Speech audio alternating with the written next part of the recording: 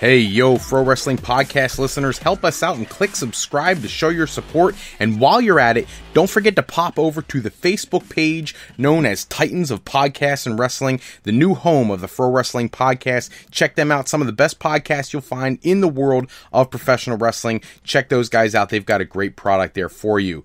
Also, while you're at it, pop over to our Patreon page at patreon.com/Pro Wrestling Podcast. If you want to become a member of the Pro Wrestling Podcast family, we would love to have you. Every one of our contributors gets shout-outs on our episodes, all the way up to the $50 a month contributors who get the opportunity to host a Goin Live at 9:05 episode with me on a Saturday night show. We'll put together the show of your dreams and do it live together.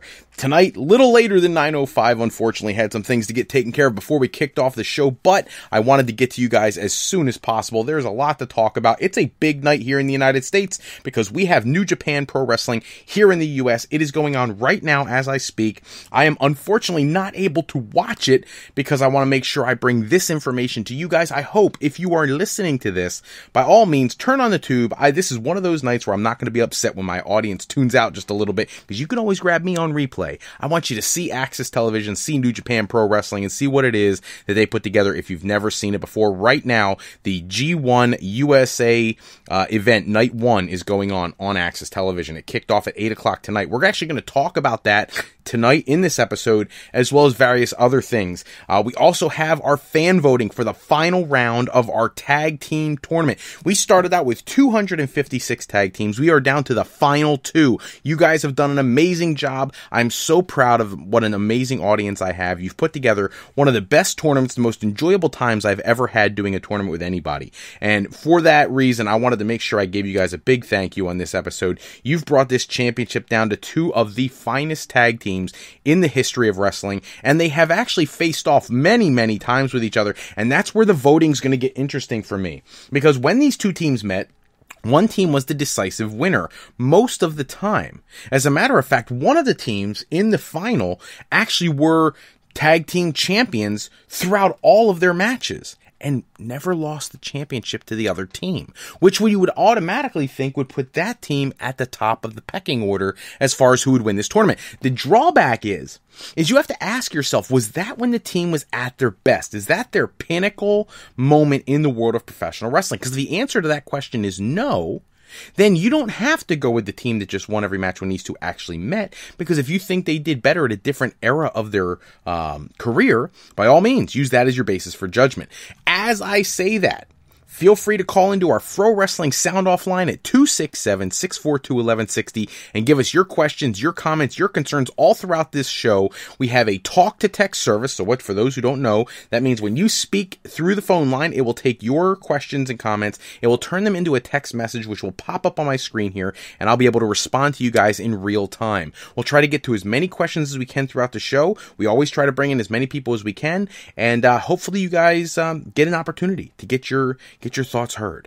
All right, I want to get started. The fan voting as I just clicked it this second is live. So if you pop over to frolifeplanning.com/fan poll, it'll take you right into the voting page for the final round of the tag team tournament, 256 tag team tournament. If you want to see what topics we're going to discuss in our different podcast episodes, including this one, you can go to frolifeplanning.com/fropodcast, and I put a master run sheet there. A sheet of all the topics we're going to discuss in the episode. That way, if there's something in particular you really want to get to, you see it's on the list, but you don't want... Look, I'm just going to be honest with you. I'm very honest with my fans. If you don't have time to sit through an hour podcast episode to get to the one tidbit of news that you want to hear about that you see is on the list, shoot me a message. When you send me a message in that way, what I can do is I can speed up the process. I'll go right to the topic you want to talk about, and that way you guys are leading the show in a way, and we can make sure we get to all your questions. That way you can maximize your time that you're on the episode. So, that being said, I'm going to start off tonight. I want to get the tag team tournament stuff out of the way first. So, you guys started out with 256 tag teams. We are down to 2. The final match in the 256 tag team tournament features Hawk and Animal, the Road Warriors, taking on the Four Horsemen, Tully Blanchard and Arn Anderson. As I said earlier, Tully Blanchard and Arn Anderson were the WCW or NWA. Actually, at that time, it was still the NWA World Tag Team Champions, while the Road Warriors had their premium run through WCW. At no point in time were the Road Warriors able to take the championship from Tully Blanchard and Arn Anderson.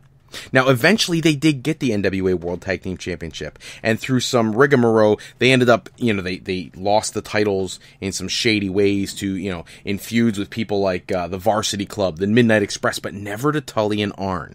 And so you have to ask yourself, were the Road Warriors at their best when they were in WCW or NWA, back when you had the Four Horsemen around that included Tully Blanchard and Arn Anderson as a tag team?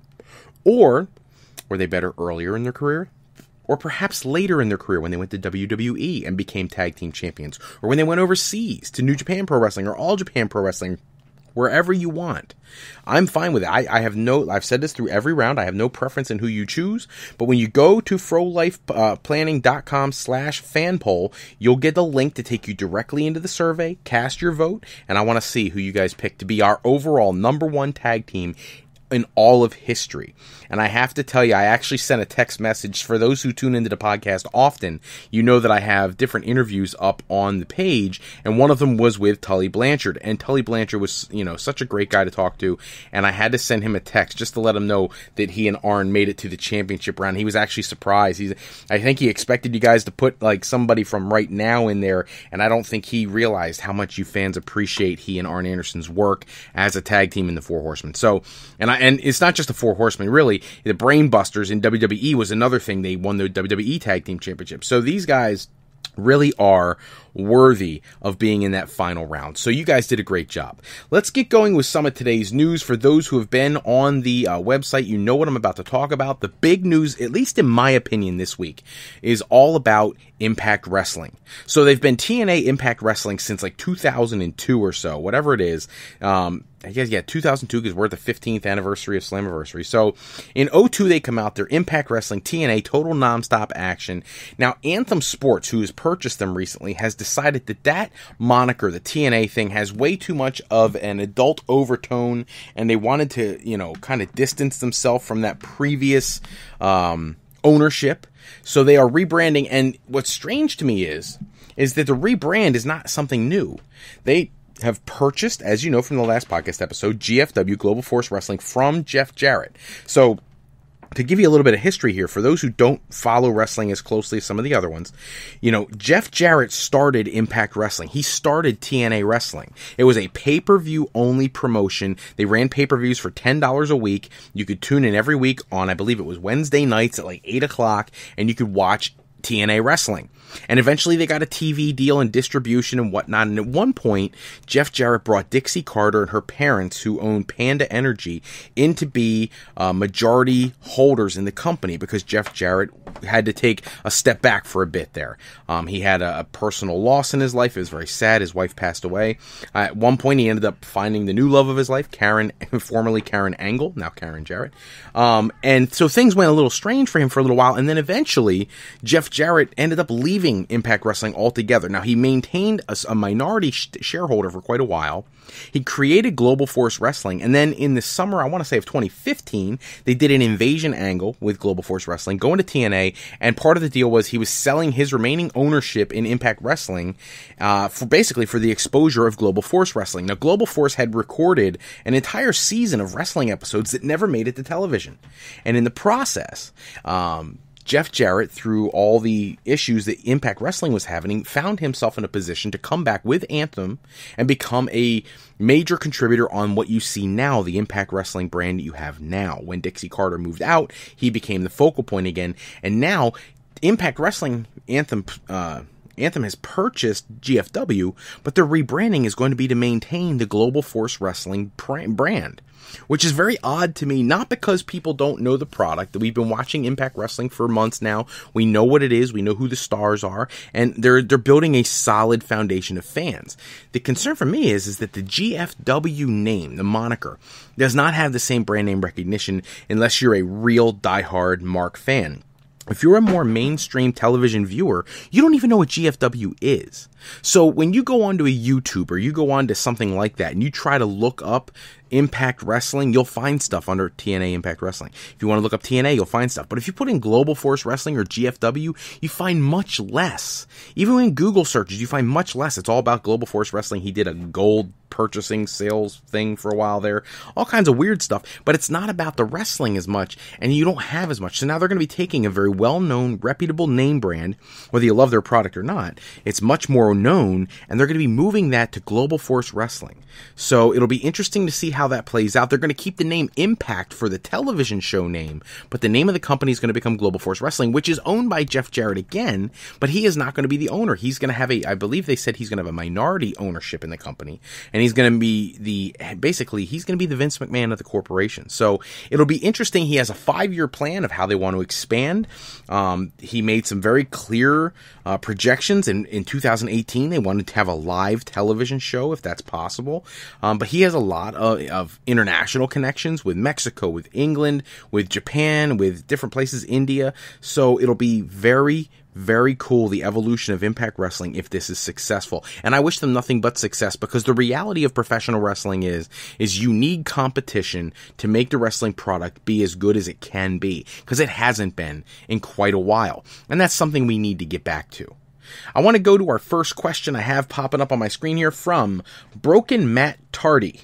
God, as a teacher, I love that. Broken Matt Tardy, who's asking, if Kenny Omega wins the IWGP United States title, does that mean he won't fight Okada again? Well, no, actually, we have the answer to that question. The answer to that question is he is absolutely going to face Okada again in the G1 Climax tournament. So for those who are not overly familiar with New Japan Pro Wrestling, every year they have a tournament called the G1 Climax, where about 20 guys are put into 2 different groups. Those groups have round-robin tournament matches, so every wrestler wrestles every other wrestler in their block. At the end, they receive points for their wins and losses, and whoever has the most points will go head-to-head. The winner from Block A will go against the winner from Block B, and that will be for the G1 Climax Tournament Trophy. The winner of that trophy gets a shot at the any IWGP Championship they want, which historically has been the IWGP World Heavyweight Championship. Kenny Omega won last year. That's why he challenged at Wrestle Kingdom. He went against Okada in that amazing 6-star quality match. So this year, it has already been announced that both Kenny Omega and Kazuchika Okada are in the same bracket. They're both in the B block, and they will be facing each other August 12th, I believe it is, in Japan in the final match of the block round before they go to the 2 winners facing each other. So only Omega or Okada can be in that final match. Some people have asked, and I said it last week on Going Live on 905, that what I firmly believe is there's a chance that we see Cody Rhodes walk out from the G1 USA nights, tonight and tomorrow, see him walk out with the IWGP Championship, because he is not listed as a competitor in the G1 Climax, and Okada is. What is the sense of having Okada in the G1 Climax tournament if he wins the tournament, which as world champion he should? Who's he going to challenge? Himself? So just from a booking sense, in just my perspective, I actually favor Cody Rhodes winning the IWGP Championship in this US G1 special that they have running the next 2 days. So I hope that answers your question. But yes, we are absolutely going to see them wrestle again. And I just hope, these G1 Climax matches don't usually get an hour time limit, but I hope they give them as much time as they need to really tell an amazing story, because they have a great story to tell. Don't forget, if you're wanting to call in and leave a question or a comment for us, feel free, dial into the Fro Wrestling Sound Off line, 267-642-1160, and send us your thoughts. We want to hear from our fans. You guys are amazing, and you always bring so much to the show. A few other tidbits in the world of wrestling news. Eric Bischoff on his podcast was very clear about something that I find controversial, and I don't know if I should believe it or if I should pull back from it, and that is that he believes in the next 2 to 3 years that both Raw and SmackDown will leave network television and go exclusively to the WWE network. Now, WWE right now has about 1.5 million people who tune into the network. So if you pull Raw and SmackDown, and they're pulling in about 3, I know people argue about the ratings the last few months, but just for conversation's sake, say 3 million people per week. That's a significant drop. Unless you get to 3 million viewers, that's a huge drop. But if that's what they want to do, I mean, more power to them. But I don't see that being realistic. They get a lot of money from USA Network to be on their channel. And I think they're going to maintain that relationship. I really do. I can't see a scenario where they leave USA, especially when they're usually rated number 1, 2, 3, whatever in the cable ratings. I think that would be a horrible decision if they left. But that was Eric Bischoff's prediction. Before I go any further, because the show is going on right now, I do want to get to the New Japan G1 USA special, the night 1 card, because those matches are going on. Some of them are completed already, and I haven't seen any of them. Some of you who are tuning in right now already know who won some of these matches, so I apologize. I can't even give that feedback because I'm not watching it. I don't like to be spoiled myself. I like to watch it myself. So it's recording right now on my TiVo. I'll watch it as soon as this podcast is over. But in the meantime, for those who haven't watched it, and if you're going to look it up on YouTube tomorrow, if you're going to get it on their network or whatever, the matches for tonight: the Bullet Club, Bad Luck Fale, Marty Scurll, Matt Jackson, Nick Jackson, and Yujiro Takahashi. The Bullet Club are going to take on members from Chaos, Beretta, Jay and Mark Briscoe, Rocky Romero, and Will Ospreay. That should make for a huge match. You've got the power of Bad Luck Fale. You've got the speed and quickness of the Rocky Romeros, the Jackson brothers. You've got the attitude, the swagger of the Marty Scurll, the Beretta. And then you've got the high-flying insanity of someone like Will Ospreay. I think that match offers a lot, and I hope that it's delivering on television the way it looks like it should on paper. The next match I have for you: Dragon Lee, Jushin Thunder Liger, Titan, and Volador Jr. take on Bushi, Evil, Hiromu Takahashi, and Sanada. Again, a fantastic 8-man tag team match. For those American fans who are not overly familiar with New Japan Pro Wrestling, you'll find they do a lot of 8 and 10-man tag team matches. They want to give you as much exposure to their talent as they can. So, unlike WWE, where we tune in and we haven't seen Bo Dallas in 6 months, and all of a sudden you're having him crammed down your throat on Monday night, it's not like that in New Japan. In New Japan, even if you're a beginning wrestler, somebody who's never been on a pay-per-view in your life, you're going to get on a pay-per-view because they'll just throw you into like a 10-man tag team match to get you exposure. And this is another one of those situations. 8 talents, 10 talents in the first match, 8 talents in this match, but you guys get to see as much New Japan talent as possible. The next match to talk about is the first match in the opening round of the IWGP United States Heavyweight Championship Tournament. Hangman Page will take on Jay Lethal. I fully expect Jay Lethal to win that match. Jay Lethal is my prediction to win the whole tournament. I'm not trying to be a spoiler there, but that's what I see happening. In addition, we have Juice Robinson taking on Zack Sabre Jr. in the first round of the IWGP US Heavyweight Championship Tournament. Again, another killer match. I expect Zack Sabre Jr. to win that match. He is on fire in the independent scene. He is a talent that, unlike very many out there right now, and I really think that's going to be the guy that's going to give Jay Lethal a great match in the second round. So assuming they pair them up in that manner, I'm only going down this list as they had it on their website, but they may not even pair Lethal and Sabre up in the second round, so we'll have to wait and see. One of the other things I love about New Japan Pro Wrestling is they have no problem putting a babyface against a babyface or a heel against a heel. They just want to see the best matches. They still focus on the wrestling, unlike WWE that doesn't do that. So these are going to be some amazing matches. The next one, David Finlay, Fit Finlay's kid, Hiroshi Tanahashi, a legend in New Japan Pro Wrestling, Jay White, and Kushida, probably the best cruiserweight, or if you want to call it light heavyweight in the world, the current Ring of Honor television champion, taking on Billy Gunn. That's right, badass Billy Gunn from, WWE days, Sho Tanaka, Yohi Komatsu, and Yoshitatsu. Another 8-man tag team match. You got to get Billy Gunn some exposure. Here's why. Tomorrow night, in night 2, Hiroshi Tanahashi is going to defend the IWGP Intercontinental Championship against Billy Gunn. So this is a way to give them some drama heading into their match tomorrow night. Should be a great, great match.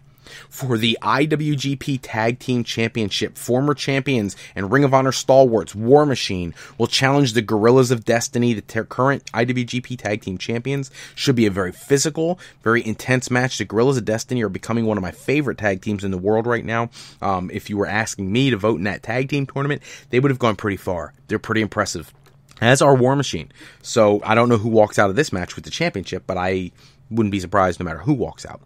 In another IWGP United States Championship Tournament match, Tetsuya Naito, probably the face of New Japan outside of Okada right now, takes on Tomohiro Ishii. Should be a absolute slugfest. Ishii is solid. He's a beast. He's just a thick wrestler. He's going to put on a great match with Naito, who, for me, Naito is like the Ric Flair of New Japan Pro Wrestling. He's just got the flash, the flamboyance. He's got the skill set. He's a technical masterpiece, and he's going to be great for this tournament here in the United States, so people can see that style of wrestling. And hopefully a lot of people are tuning in tonight. In another match in the IWGP US Heavyweight Championship Tournament, Kenny Omega, the man who has now put on a 6 and a 6.25 star match with Kazuchika Okada, will open the tournament against Michael Elgin from Ring of Honor fame. Now he's with New Japan. He took some time off the last few months. I saw today that certain websites, eWrestling News, etc., are actually picking Elgin to win this tournament. He's been very good for New Japan Pro Wrestling. He's a gaijin, or an American wrestler or a non-Japanese wrestler who has been very successful in New Japan, and I would not be surprised to see him walk out with it either. I'm still pulling for Jay Lethal. It's just my opinion. And then the big one. Kazuchika Okada takes on Cody Rhodes for the IWGP Heavyweight Championship. So, that match, I'm telling you now, I think Okada's going to walk out with the title, but if I have to give a prediction, I'm predicting Cody walks out both the Ring of Honor and IWGP World Heavyweight Champion, because it makes more booking sense. Now, don't forget, tomorrow night on Access Television, they got the second night where you're going to see the Young Bucks defend their IWGP Junior Heavyweight Tag Team Championship against Roppongi Vice. You'll see Tanahashi against Billy Gunn for the Intercontinental Championship. You'll see the winner of the Kenny Omega versus Michael Elgin match take on the winner of the Jay Lethal versus Hangman Page match.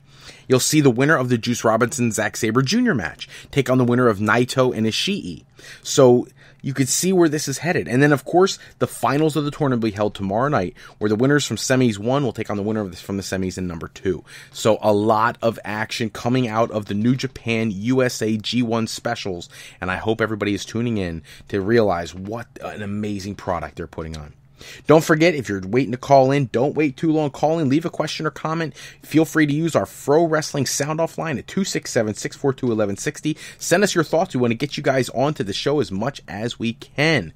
We have another question every week. This is my most loyal follower, I think, Barry Harry Larry, who is here every week, and he is now asking if I think GFW will pose any sort of threat to WWE when they go live, as Jeff Jarrett has indicated in 2018. I'm assuming he's talking about the live television program that they've discussed, and I don't think anyone will ever pose a threat to WWE on a global scale. Let me be very clear about that. No one will ever get to WWE's level. WCW, the only reason they did as well as they did was because they had a multi-billionaire behind them, Ted Turner, who didn't care about spending and losing money. He just wanted to be the best. Had Ted Turner not been the one in charge of that company, things would not have gone down the way they did.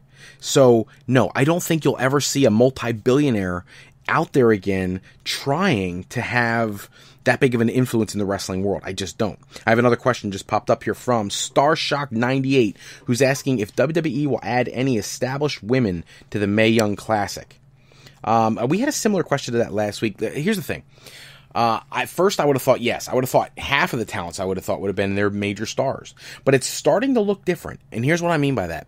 There was rumor out today that they already have chosen their winner and that it's going to set up a feud with Asuka for the NXT Women's Championship. I don't know if that's true or not, but if they do that, then no, I don't think you'll see any of their premium talents. There'll be no Charlotte. There'll be no Sasha Banks, no Nia Jax, none of that in the Mae Young Classic. If they're going to do this thing where they're setting it up for Asuka to have a new opponent, then I think you'll see all inexperienced people that you're not familiar with and a lot of NXT girls.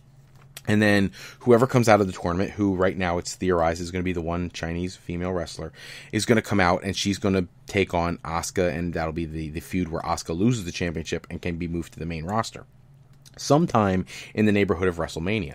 But I'm hoping that's not the case. I would actually much prefer to see a women's tournament, including all the premium stars, but it doesn't look like that's going to be the case. So, no, I don't think we're going to see any established women. I mean, when I say established, I shouldn't say that because that's a horrible way to put it. But I don't think we're going to see any of the main roster women. How about that? In the Mae Young Classic. I think they're going to use this in much the same way they did the Cruiserweight Classic as a launching pad for a new talent rather than almost like a placeholder for a current talent. That's probably the best way I could phrase that. I don't know any other way to really put that where it's going to make sense. But So yeah, I mean, and look, don't get me wrong, with the way some people are taking it to the women's division, I think they're missing the boat. This tournament should have been like a men's King of the Ring. It should have been something where there was so many amazing female talents that you had to tune in to see it. I'm going to get back to some of the news of the day. Jim Cornette. So last week we talked about Jim Cornette was served like essentially a restraining order by Vince Russo from the police. Because Vince Russo was saying that he was being threatened by Cornette and his safety and this and that. I think Vince Russo did that purely to get viewers to his podcast. He obviously, if he thinks Jim Cornette ever actually had a serious thought about harming him in any way, then he's a bigger idiot than people think he is. However, in a strange twist of events, it was announced this week that Jim Cornette has taken that restraining order, I forget what they call it, protection order or whatever, and he is putting it up for sale because it's got Vince Russo's signature on it, and it's such an important piece of memorabilia now. He's selling the Russo order to benefit the WHAS Crusade for Children, which is a organization that provides special care to special needs children, which is a beautiful thing. I find it completely humorous that Russo does something so ludicrous and Cornette can spin it into such a positive. So congratulations to Jim Cornette for being awesome and finding a way to contribute to a really worthy cause using something that is so ludicrous and stupid as a protection order issued in the name of Vince Russo. So, just saying. By the way, a bit of somber news. Eric Young, our condolences go out to the Young family. He lost his mother this week to a battle with cancer, and those things are very serious. And we just, as the Pro Wrestling Podcast family likes to do whenever there's a tragedy, we want to send our most heartfelt concerns and condolences to the Eric Young family. Also in the news, Matt Riddle. So anybody who knows anything about Matt Riddle, he was a mixed martial artist. He went into professional wrestling. He had a tryout with WWE that did not go so well. So they moved on. And they told him they weren't interested. He spent quite a few months waiting to hear from them. Then finally he was basically let go.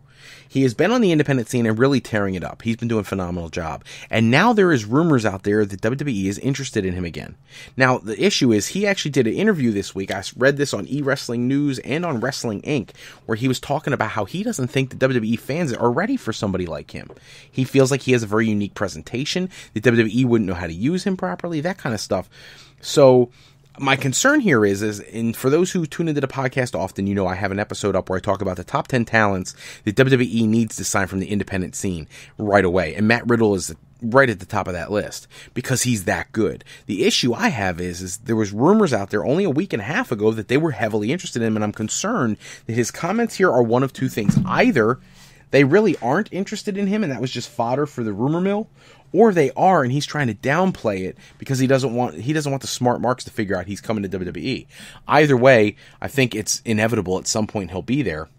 I think it's just a matter of, if they give him the right number. I mean, right now he's got all this creative freedom on the independent market. He can book himself wherever he wants, whenever he wants. He doesn't have himself tied down to like Ring of Honor or Impact Wrestling or anything like that. So it'll be interesting to keep an eye on it. But if you are a wrestling fan, you love true in-ring action, Matt Riddle is about as good as they get. So by all means, check out some of his work. He's somebody worth paying close attention to. I did see on, I believe it was Cage Side Seats, or maybe it was Wrestling Inc., eWrestling News, I don't even know anymore because there's so many of them, that they were debating who John Cena's opponent should be at Battleground. Now here, I'm not going to read their thing to you, I'm just going to give you my opinion. John Cena has been off television since April. All right. Now, I understand John Cena is John Cena, but people got very frustrated when John Cena was gone before, came back and demanded a world title shot against AJ Styles and took the championship at the Royal Rumble as a transitionary champion to give the belt to Bray Wyatt, who was a transitionary champion, to give it back to Randy Orton, so that they didn't have to have another Orton-Cena match. They did it that funky way and gave Randy Orton the belt, who then eventually quickly dropped it to a jobber, Jinder Mahal. And see, think about that for a moment. Think about the WWE Championship in the last 7 months. What a bizarre ride. But the issue of him at Battleground, I don't know who you put him against because everybody's tied up right now. You can't have him go against Baron Corbin. You got to save that for a later point in time.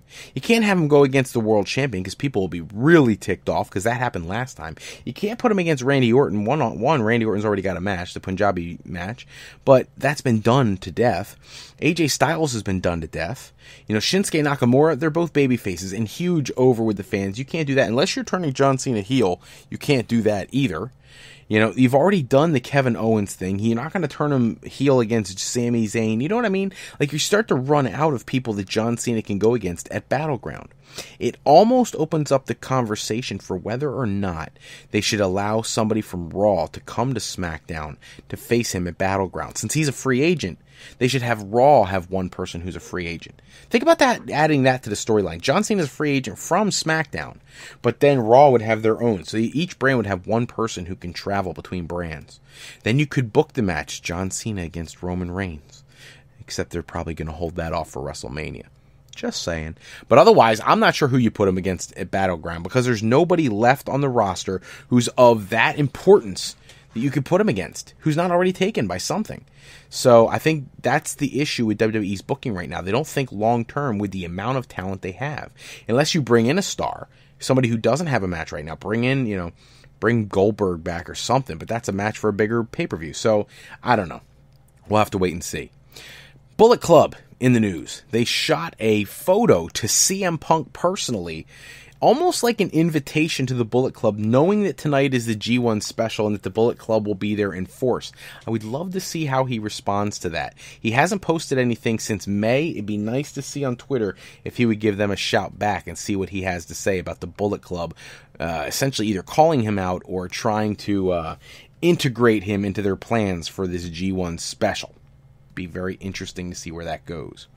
Make sure if you're calling in and you're leaving your questions or comments on the sound off line 267-642-1160 that you make sure you get those in, because we're going to be running out of time. We're going to shut the sound off line down at 9:50, so we have about 7 minutes to get your questions and comments in. I want to make sure you guys get as many opportunities as you can. If you have any comments or concerns, specific question, I have one here from Greek Geek for You.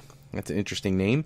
Who wants to know if WWE realizes how strong the NXT brand is, and if they realize that they should be pushing that brand more and Raw less. Wow. Well, alright, here's the thing. NXT is not better than Raw. The in-ring action is better than Raw, but the talents on Raw are better than the NXT talents. The issue is that WWE, just because you have talent in WWE, doesn't mean they let you use it. For example, Bo Dallas, Curtis Axel, phenomenal talents. They're as good as anything NXT has, but they're on Raw, where they're getting buried. You have people like Roman Reigns, Dean Ambrose, Seth Rollins, Bray Wyatt, The Miz. Who are you going to move down? Finn Balor. Who are you going to move down the card and say that this person is not as good as somebody in NXT? Now, I know there's people who say Bobby Roode could be on the main roster. He could. Drew Galloway could. Roderick Strong could. Eric Young could. But that's pretty much it, who's ready to be on the main roster, Not that there couldn't bring other people up, but that if you took those four as being the best in the brand right now, throw Cassius Ohno in just for another one, Hideo Itami, pick somebody, they don't have enough people there at the level of the ones that I mentioned, all right? And that's not even counting Samoa Joe and Brock Lesnar, who are the main event of the next pay-per-view. So Raw is stacked so much that they don't know what to do booking-wise. And we didn't even talk about the tag teams that are on Raw. So Raw is significantly better talent-wise than NXT is, but the NXT brand feels fresh. It feels new, even though it's not. It has a different perspective, and people love it. I agree with you. I love it too. I think it's the one place WWE allows wrestlers to actually wrestle. And that's the part that's lost, is that people don't actually get to wrestle anymore. So, yeah, for Greek Geek for You, I don't know that they will ever realize how hard they should be pushing the NXT. I don't think they should push Raw less. I do agree that they should be pushing NXT more, because NXT really does offer a unique perspective. Now, maybe someday, if you cultivate it the right way, maybe NXT is a legitimate threat to maybe Raw or SmackDown. I just don't see that anytime in the near future. So I hope that addresses your question completely. I don't want to leave you hanging, but that's just my opinion. I do want to go over tomorrow night. We have the Slammiversary, 15th anniversary of TNA Impact Wrestling, Slammiversary, and I want to run down the card real quick. Some people have not subscribed to get this yet, and it should be a fantastic match card. You're going to get to see Eli Drake and Chris Adonis take on Moose and D'Angelo Williams, former NFL football player. I don't know who's going to win that match. I don't think it matters, but interesting match. You'll get to see Scott Steiner make his return to the ring, teaming with Josh Matthews, who, for those who don't realize, Josh Matthews was one of the original finalists on WWE's first season of Tough Enough. He really is a legitimate wrestler when he wanted to be. And they're going to be going against Joseph Park, who is Abyss, because they don't know what to do with Abyss right now because they got rid of Crazy Steve, and Jeremy Borash, who has not one shred of wrestling experience. You'll get to see Ethan Carter III take on James Storm in a strap match. You'll get to see Full Metal Mayhem, a tag team match, mixed tag team, with Eddie Edwards and Alicia Edwards, the married couple, taking on Davey Richards and Angelina Love. I'm not even sure what a Full Metal Mayhem tag team match is, but it should be amazing. In 2 out of 3 falls for the X Division Championship, Low Key will take on Sanjay Dutt in a rematch of their match that took place over in Dubai, over in India. And for the Impact Tag Team and GFW Tag Team Championship, Laredo Kid and Garza Jr. take on Naomichi Marufuji and Taji Ishimori, as well as Drago and El Hijo de Fantasma, who are both Lucha Underground talents, versus LAX, the current champions. So it'll be interesting to see how that works out. For the GFW Women's Championship and the Impact Knockouts Championship, Rosemary is going to take on Sienna to unify those titles. And the main event, a World Championship unification match, the Global Force Wrestling World Heavyweight Champion Alberto El Patron, who will have Dos Caras, his uncle, in his corner, is going to take on the Impact Wrestling World Heavyweight Champion Bobby Lashley with King Mo in his corner. My feeling on that match is that King Mo is going to turn on Bobby Lashley. And here's why. One, Alberto El Patron, I think, is a more established international superstar, courtesy of his time with WWE. And after the way he came into Impact Wrestling, he won the title, relinquished it back the next week. This would be a way for him to get that win back. But more importantly, Bellator is always looking for these high-profile fights, and they haven't given Lashley a heavyweight championship match yet, and I don't think they're going to right now. And King Mo has had an interesting career there.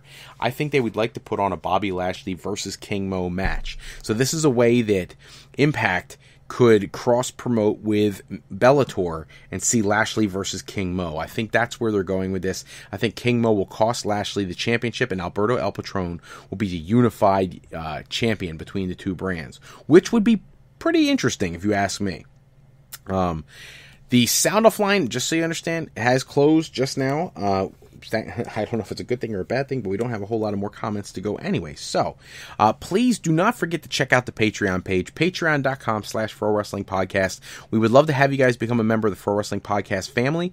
All of our contributors, we give you guys shout outs in our different podcast episodes in the notes section, all the way up to the people who contribute up to the $50 price level. They are the people who get to actually do one of these episodes with me live, going live at 9:05. On our weekly broadcast. So I would love to do that with you guys. I'll shoot you out a run sheet. We'll talk about topics, what we want to talk about, and get you guys to be a part, kind of like being the creative process behind the Pro Wrestling Podcast for an episode. So if you have never done that before, or if it's something you're interested in, by all means, pop on, become a Patreon member of the Pro Wrestling Podcast family. That's all the time I have for this episode of the Pro Wrestling Podcast. Check back with us next episode where we'll run down all the news and rumors. We'll go over the results of the New Japan specials, New Japan G1 USA specials, as well as Slammiversary. We'll get into Raw. We'll get into SmackDown. Those are the things coming in the near future on the episodes. Any news tidbits, things like that going on around the world of professional wrestling. Special thanks as always. All of our music and sound is produced by bensound.com and purpleplanet.com. Thanks to them for producing all the music and sound effects that we use in every episode. Today's podcast episode was sponsored in part by Beazle Games. Bringing a new friend to family game night is easy with sketchy people. Showcase your artistic side in this new game from Beazle Games by going to frolifeplanning.com/fropodcast and click the tab on the right side of the page for sketchy people. It's a very cool game. Kind of like a cross between Pictionary and like Chutes and Ladders. So check that out. If you have kids, it's a a huge thing, but if you want to have just a drinking game, it's just as good. And to alleyrepair.com. Contact Alley Repair today for servicing of all of your classic skee-ball, pinball, and arcade game needs. Be sure to shoot over to our website at frolifeplanning.com for all of your higher education needs. If you are looking to get into college, university, you want a new career path, whatever it is, Fro Life Educational Planning is here for you for today, for tomorrow, and for life with Fro Life. I'm Fred Froelich, better known as Mr. Fro, and I want to thank you for taking a few moments with us today. And if you're looking for more wrestling news and rumors, go to www.tsjsports.com for the latest articles on the world of professional wrestling. Until next episode, take care, everybody, and we look forward to hearing from you again soon.